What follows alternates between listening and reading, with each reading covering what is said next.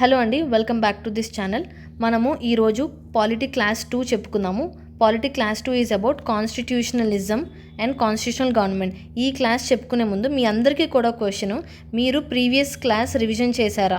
Revision చేయకపోతే you are very bad. మీరు class వినేసి లేదా ఒక నోట్స్ చాప్టర్ చదివేసి వదిలేయకూడదు. ప్లీజ్ రివిజన్ అనేది చేయండి. ఇన్ కేస్ మీరు చేయకపోతే మనం ఇక్కడే ఒక 2 minutes రివిజన్ చేసుకుందాం, ఓకేనా? మనము నిన్నటి క్లాస్లో మనం టైప్స్ ఆఫ్ కాన్స్టిట్యూషన్ చూసుకున్నాం కదా. అందులో వన్ ఆఫ్ టైప్ ఏంటి మనకి? ఫెడరల్. సో ఈ ఫెడరల్ కాన్స్టిట్యూషన్లో మనకి ఏవేవి కంట్రీస్ వస్తాయి, ఎలాంటి కంట్రీస్ ఫెడరల్ కాన్స్టిట్యూషన్ని మెయింటైన్ చేస్తున్నాయి అంటే USA, Switzerland, Australia, Canada, Russia, Brazil. మీరు గుర్తుపెట్టుకోండి, నాతోనే ఈ క్లాస్లోనే ఈ నిమిషంలోనే మీకు ఇవి గుర్తుండాలి.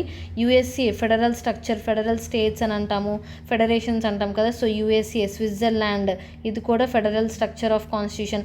అండ్ ఆస్ట్రేలియా ఎక్కడుంది గుర్తెచ్చుకున్నారా? ఆస్ట్రేలియా ఇది కూడా federal structure of constitution maintain చేస్తుంది. అండ్ కెనడా, రష్యా కూడా మన ఇండియాస్ ఫ్రెండ్ రష్యా, ఈ రష్యా కూడా మనం federal structure of constitution maintain చేస్తుంది. అండ్ బ్రెజిల్ కూడా షుగర్ కేన్కి ఈ బ్రెజిల్ అనేది చాలా ఫేమస్. సో కళ్ళు మూసుకొని ఒకసారి చెప్పడానికి ట్రై చేయండి. USA, Switzerland, Australia, Canada, Russia and Brazil. మీకు ఇక్కడ ఒక క్వశ్చన్ ఏంటంటే, మన ఇండియన్ కాన్స్టిట్యూషన్లో కూడా ఇక్కడ చూడండి, Indian constitution neither rigid nor flexible but senses of both ఎలాగైతే ఉందో, మన ఇండియన్ కాన్స్టిట్యూషన్ కూడా ఫెడరల్ ఫీచర్స్ కూడా ఉన్నాయి as well as unitary features కూడా ఉన్నాయి. సో ఆ ఫెడరల్ ఫీచర్స్ ఏవైతే ఉన్నాయో, ఈ ఫెడరల్ ఫీచర్స్ ఈ కంట్రీస్లో నుంచి మనం తీసుకున్నాము, బారో చేయడం జరిగింది. సో విచ్ ఆఫ్ దట్ ఈ కంట్రీస్లో ఏ కంట్రీ అది? ఓకే, అది యూఎస్ఏనా, స్విట్జర్లాండ్నా, ఆస్ట్రేలియానా, కెనడానా, రష్యానా, బ్రెజిలా? ఈ కంట్రీస్లో ఏ కంట్రీ నుంచి మనము ఫెడరల్ ఫీచర్స్ అనేది బారో చేసుకున్నాం? నాకు ఈ ఆన్సర్ కమెంట్ సెక్షన్లో మీరు ఇప్పుడే చెప్పాలి, ఓకేనా? మిగతా నోట్స్ కూడా రివిజన్ చేయండి, చాలా షార్ట్ నోట్స్. నేను నిన్నటి క్లాస్లో చెప్పినట్టుగానే చూడండి, కాన్సెప్ట్ ఆఫ్ ద కాన్స్టిట్యూషన్ మీరు నార్మల్ నేను ట్యాబ్లో రాసాను కాబట్టి ఇలా ఉంది, బట్ బుక్లో రాస్తే కనుక మీకు హార్డ్లీ 2 or 2.5 pages వస్తుంది అంటే. So let's start our session today. Constitutionalism. Okay, constitutionalism and constitutional government. మనం కాన్స్టిట్యూషన్ అనేది చూసుకుంటే మనకి ఏ కంట్రీ, ఫర్ ఎగ్జాంపుల్ ఏ అనే కంట్రీనే ఉంది, ఆ కంట్రీలో మనకి కాన్స్టిట్యూషన్ అనేది ఉంది. సో ఈ కాన్స్టిట్యూషన్లో నేను రైట్స్ అనేవి అంటే ఇండివిజువల్ రైట్స్ అంటే నువ్వు వాటర్ పర్ డేకి 10 times తాగకూడదు, ఓన్లీ 2 times తాగాలి అని పెడతాను. సో అలానే నేను చాలా రెస్ట్రిక్ట్ చేసి పెడతాను, అంటే ఒక మోనార్క్లాగా బిహేవ్ చేస్తాను, లేదా ఒక అథారిటేరియన్ అంటే నేను చెప్పిందే శాసనం అదే మీకు వినాశనం అనే టైప్లో నేను కాన్స్టిట్యూషన్ అనేది రాసుకుంటాను. సో ఇది కూడా కాన్స్టిట్యూషనే. ఓకే, ఏదైతే ఏంటి మనం ఫస్ట్ క్లాస్లో చెప్పుకున్నాం, కాన్స్టిట్యూషన్ అంటే మీనింగ్ ఏంటి? To establish or to set up. So నేను కాన్స్టిట్యూషన్ అనేది సెటప్ చేశాను, సో ఇది కాన్స్టిట్యూషనే. కానీ దీనికి కాన్స్టిట్యూషనలిజం అనేది ఉందా? దీనికి కాన్స్టిట్యూషనలిజం అనేది ఉందా అంటే ఫస్ట్ బేసిక్ కాన్స్టిట్యూషనలిజం అంటే ఏంటి? ఒక కంట్రీకి కాన్స్టిట్యూషన్ ఉండొచ్చు, కానీ దానికి నెసెసరీగా కాన్స్టిట్యూషనలిజం అనేది ఉండదు. సో ఒక కాన్స్టిట్యూషనలిజం అంటే ఇప్పుడు మనకి కొన్ని ఉంటాయి క్యారెక్టర్స్, అంటే రూల్ ఆఫ్ లా లేదా రైట్స్ ఆఫ్ ఇండివిజువల్ని మనం కాపాడుకోవాలి, రైట్స్ని కాపాడుకోవాలి. అదే విధంగా గవర్నమెంట్కి ఎక్కువ పవర్స్, ఇప్పుడు ప్రతిదీ గవర్నమెంట్ చేతిలో పెట్టేస్తే చాలా ఎక్కువ పవర్స్ అయిపోతాయి. ఎక్కువ పవర్స్ ఉంటే ఆటోమేటిక్గా ఎక్కువ కరప్ట్ చేస్తారనమాట. సో గవర్నమెంట్కి మనం లిమిటెడ్ పవర్స్ ఇవ్వాలి గవర్నమెంట్కి. సో ఇది కాన్స్టిట్యూషనలిజం అంటే. కాన్స్టిట్యూషనలిజం అంటే ప్రతి ఒక్క మనిషి యొక్క రైట్స్ అనేవి కాపాడబడాలి, ప్రొటెక్షన్ ఆఫ్ రైట్స్ అనేది జరగాలి, సోవర్నిటీ ఉండాలి. అంటే ఇప్పుడు నా పేరుకే ఏ అనే కంట్రీ నా పేరుకే, కానీ ఈ ఏ అనే కంట్రీ ఏం చేయాలన్నా, ఇందులోకి రైల్వేస్ రావాలన్నా, ఇందులోకి ఇండస్ట్రీస్ రావాలన్నా సరే నేను బి అనే కంట్రీ పైన ఆధారపడాలి. సో ఇలా ఉండకూడదు, ఓకే? సో నాకు అనేది కంప్లీట్ సోవర్నిటీ ఉండాలి. దాంతోపాటు మన ప్రజల యొక్క రైట్స్ అనేవి కాపాడుతూ ఉండాలి. గవర్నమెంట్కి లిమిటెడ్ పవర్స్ మాత్రమే ఉండాలి. సో దాన్నే మనము కాన్స్టిట్యూషనలిజం అని అంటాము. ఇప్పుడు ఫర్ ఎగ్జాంపుల్ ఒక బి అనే కంట్రీ తీసుకోండి, ఫర్ ఎగ్జాంపుల్ నార్త్ కొరియాని తీసుకుందాం. నార్త్ కొరియాలో వాడు ఏం చెప్తే అదే శాసనం, ఓకే? వాళ్ళ ప్రజలు ప్రశ్నించడానికి ఉండదు, క్వశ్చన్ చేయడానికి ఉండదు, లేదా క్రిటిసైజ్ చేయడానికి ఉండదు. ఏం చేసినా సరే లోపల పడేస్తారు లేదా కాల్చేస్తారు. సో అలాంటి టైప్ ఆఫ్ కంట్రీలో మనం ఒక పేరు కాన్స్టిట్యూషన్ అని పెట్టుకొని అందులో కాన్స్టిట్యూషనలిజం అవుతుందా అంటే నో, అక్కడ కాన్స్టిట్యూషనలిజం అవ్వట్లేదు. కంప్లీట్ పవర్స్ టు మోనార్కీ, అథారిటేరియన్కి ఉన్నాయి, కంప్లీట్ పవర్స్ ఉన్నాయి. సో అక్కడ కాన్స్టిట్యూషనలిజం అనేది లేదు, ఓన్లీ కాన్స్టిట్యూషనల్ గవర్నమెంట్ అనేది ఉంది. ఓకేనా, ఇక్కడ చూడండి డిక్టేటర్స్ వర్డ్ ఈజ్ లా. అతను ఏం చెప్తే నోటి నుంచి ఏం ఊడిపడితే అదే లా అయిపోతుంది. అండ్ కాన్స్టిట్యూషన్ రికగ్నైజెస్, కాన్స్టిట్యూషనలిజం అనేది రికగ్నైజెస్ దేం చేస్తుంది, need for government with power ఉండాలి, but the same time insets limitation should be placed. చెప్పాను కదా, పవర్ ఉండాలి కానీ లిమిటెడ్ పవర్ అనేది ఉండాలి. మీరు ఒక్కటే గుర్తుపెట్టుకోవాలి, కాన్స్టిట్యూషనలిజం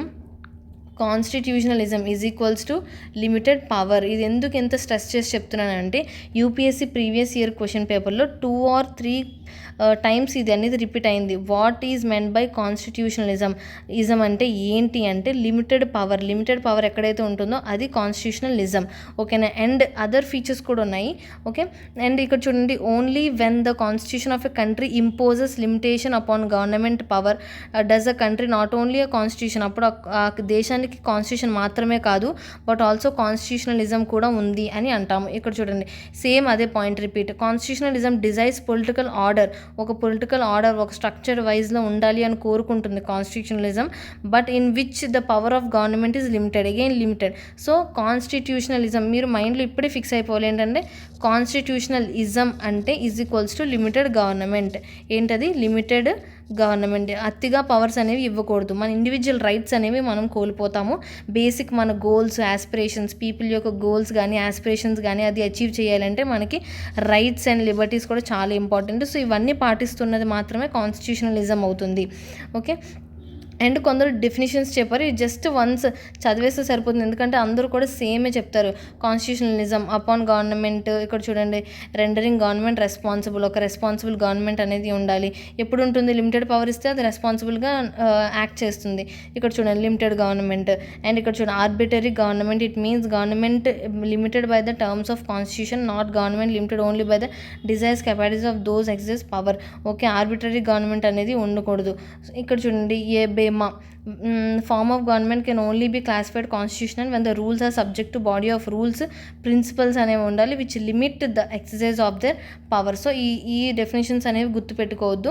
మనకి ప్రీవియస్ ఇయర్ క్వశ్చన్ కనుక అబ్జర్వ్ చేస్తే కాన్స్టిట్యూషనలిజం అంటే ఏంటి, is equals to limited government. ఓకేనా, ఇక్కడ ఇతను ఇంపార్టెంట్. ఇతను ఏం చెప్తున్నాడు, లూయిస్ హెంకిన్ ఐడెంటిఫైడ్ ద 8 ఎలిమెంట్స్. అంటే ఈ లూయిస్ అనే హెంకిన్ కాన్స్టిట్యూషనల్ స్కాలర్, ఇతను ఎక్స్పర్ట్. సో ఈ లూయిస్ అనే హెంకిన్ ఏం చెప్పారు, 8 ఎలిమెంట్స్ అనేవి అంటే 8 features.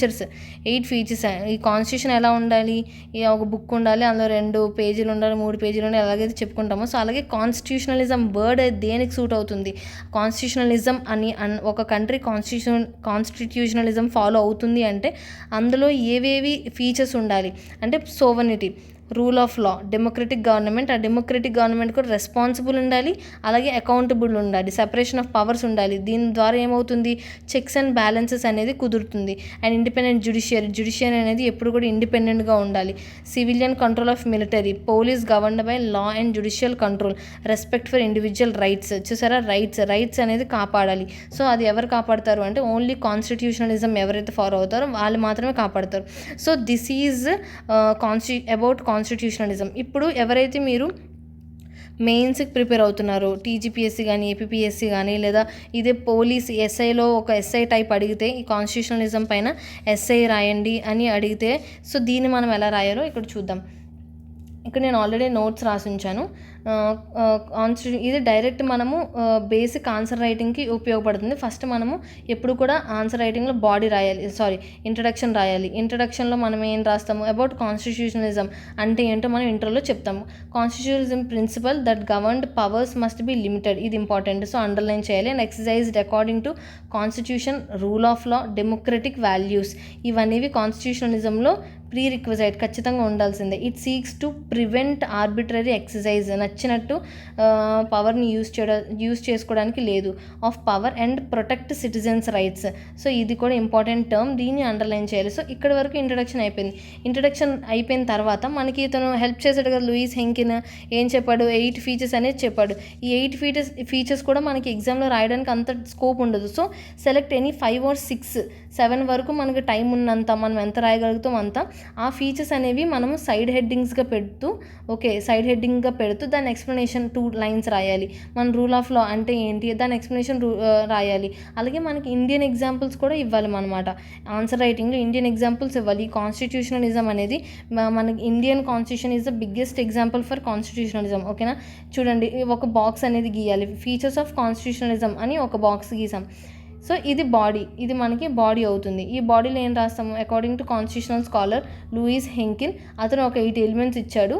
Few of them are అని ఒక 5-6 మనకి రిక్వైర్మెంట్ బట్టి, ఫర్ ఎగ్జాంపుల్ 10 మార్క్సా 15 మార్క్సా అని చూసుకొని మనం పాయింట్స్ వైజ్గా మనం బాడీ రాయాలి. ఫస్ట్ ఏంటి? సోవరెనిటీ ఉండాలి, ఎవరిపైన ఆధారపడకూడదు, దేశం అనేది ఇండివిజువల్గా సోవరెన్గా ఉండాలి. సో రూల్ ఆఫ్ లా అనేది ఆ దేశంలో మెయింటైన్ అవ్వాలి. డెమోక్రటిక్ గవర్నమెంట్ అనేది ఉండాలి, ప్రజలే పాలకుల్ని ఎన్నుకోవాలి. అండ్ సపరేషన్ ఆఫ్ పవర్స్ అనేవి ఉండాలి. ఓకేనా, అండ్ దెన్ జ్యుడిషియరీ అనేది ఖచ్చితంగా ఇండిపెండెంట్ అయ్యి ఉండాలి. సో ఈ పాయింట్స్ని ఎక్స్ప్లెయిన్ చేస్తూ మనము ఈ బాడీ అనేది మనం రాసుకోవాలి. అండ్ దెన్ కంక్లూజన్ రాయాలి లాస్ట్లో. ఓకే, కంక్లూజన్ ఏమని రాస్తాము? Indian constitution is best example for constitutionalism అది అని చెప్పి మనం పాజిటివ్గా కంక్లూజన్ అనేది మెయింటైన్ చేయాలి. So this is how constitutionalism answer writing అనేది, ఇది జస్ట్ బేసిక్ ఆన్సర్ రైటింగ్. కానీ చాలామంది ఈ బేసిక్ ఆన్సర్ రైటింగ్ కూడా ఇంకా స్టార్ట్ చేయరు. మీరు ఈ బేసిక్ ఆన్సర్ రైటింగ్ చూసి విని అట్లీస్ట్ మీ నోట్స్లో రాసి స్టార్ట్ చేసి రీడ్ చేస్తున్నారంటే you are the top notch aspirant, మీరు చాలా గొప్పవాళ్ళు. So please maintain the revision అనేది ఖచ్చితంగా మీరు ఎప్పటికప్పుడు చేసుకోవాల్సిందే. So this is constitutionalism and constitutional government. Next వీడియోతో మళ్ళీ మనం కలుద్దాం. Remember, you can crack UPSC and whatever exam you are preparing for. Thank you for watching.